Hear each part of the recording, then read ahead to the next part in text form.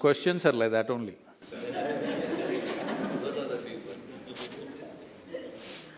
Do karmas exist and how do they affect our destiny? Let's understand this. Karma means action. So when you say karma, you're referring to action. There are four types of actions that you're performing right now as you sit here. Your body is doing something, physical action. Your mind is doing something, mental action. Your emotions are doing something, emotional action. Your energies are doing something, energy action. These four dimensions of activity are happening every moment of your life, both in wakefulness and sleep. It's happening. Since today morning, since the time you woke up, I will excuse you for the times when you were sleeping. From the time you woke up till this moment, how much of this, what percentage of these four actions are you conscious of? That's a question. How much percentage do you believe you're conscious of from morning to now, these four types of actions? Well below 1%, isn't it? So 99 plus of your karma, your action, is unconscious.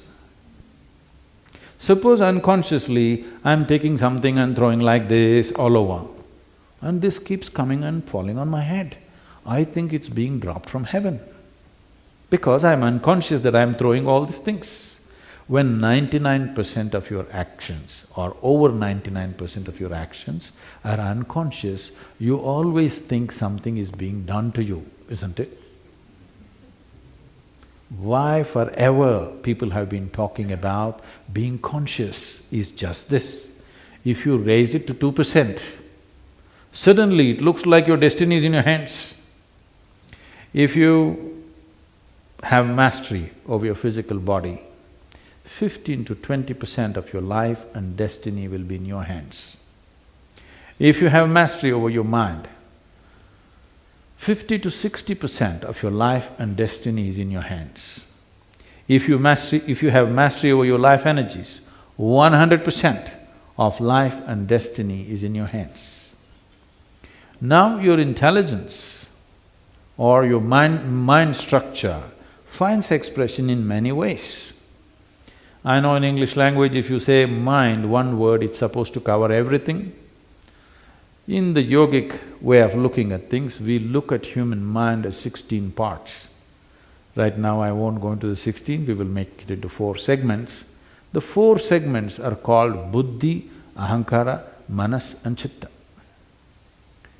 Buddhi means the intellect. Intellect is a sharp knife. The sharper it is, the better it is. So the way of the intellect is, it has to dissect everything to know anything. This is the nature of the intellect. Because our modern education has become fully intellect-oriented, other dimensions of intelligence have been completely ignored by the so-called education today. Everything is by intellect. What this means is, if I really want to know you well, I have to dissect you.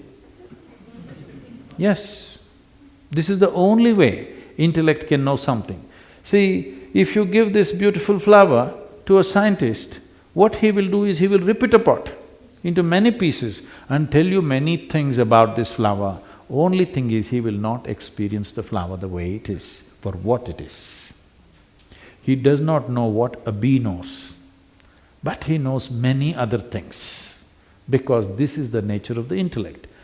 If you really love somebody, you must dissect them, you get me? I'm telling you, that is the way we are going right now. Our entire education system, our cultures are becoming intellectual. When it becomes intellectual, whatever is given to you, helplessly you will dissect it. This is why people are having such problems with human relationships, because if you dissect and look at anybody, nobody seems okay, including yourself. Yes, if you include them, if you embrace them, you may know some beauty about who they are. But if you dissect them, everybody is ugly. Yes or no?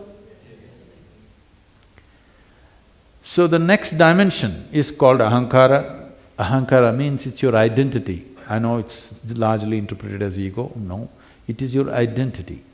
Whatever identity you have taken, your intellect will do everything to protect that identity, always. If you strongly think, I am a man, it will try to protect your masculine gender. If you say, I am a woman, it will try to protect your feminine gender. If you say, I am an Indian, it'll protect that. If you say, I am an African, it'll protect that. Whatever identity you take, your intellect will try to always protect that, it works around that. So whatever kind of identity you take, it is a certain type of prejudice. No, I'm very broad-minded. All right, you have a broad prejudice.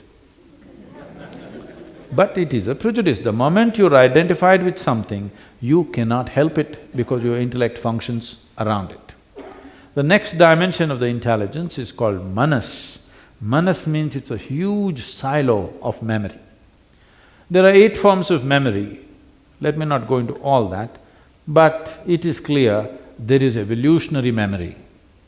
That is, see, if you eat a mango, it goes inside and becomes a male body.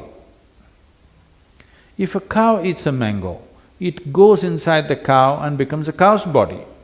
This is because there is a certain type of evolutionary memory in you. If this memory was not strong, suddenly you ate a mango and you could become a monkey one day.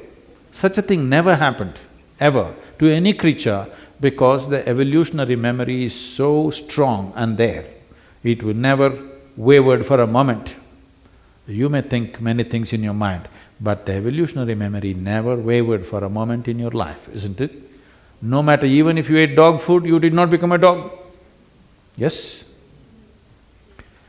The next is a genetic memory. Now, when we say memory, we always think it's here. No. Every cell in your body carries 1 trillion times more memory than your brain is capable of.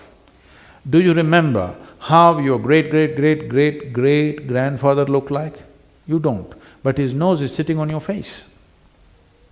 It is. Million years ago, how your forefathers were, your body still remembers, isn't it? You're living in Africa now, it never got confused. Even the tone of the skin, it did not get confused. It is continuing. If you live here for million years more, it will still continue remembering how it was, isn't it? There is a genetic memory. So there is conscious memory, subconscious memory, unconscious memory, many layers of memory, but there is a silo of memory. If the memory and the intellect get delinked, then intellect is no use.